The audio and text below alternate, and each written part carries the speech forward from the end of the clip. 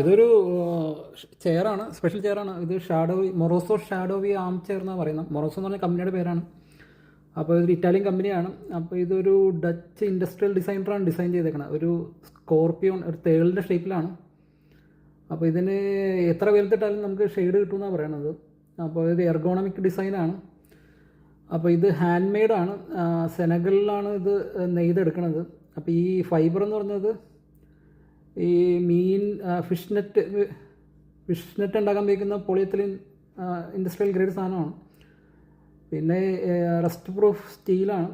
പിന്നെ എർഗണോമിക് ഡിസൈനാണ്. ദീർഘനേരം നമ്മൾക്ക് ഇരിക്കാൻ പറ്റിയ രീതിയിൽ ഡിസൈൻ ചെയ്തേക്കണം. ഇതിൻ്റെ ചാരുകസര മോഡലൊക്കെ ഉണ്ട്.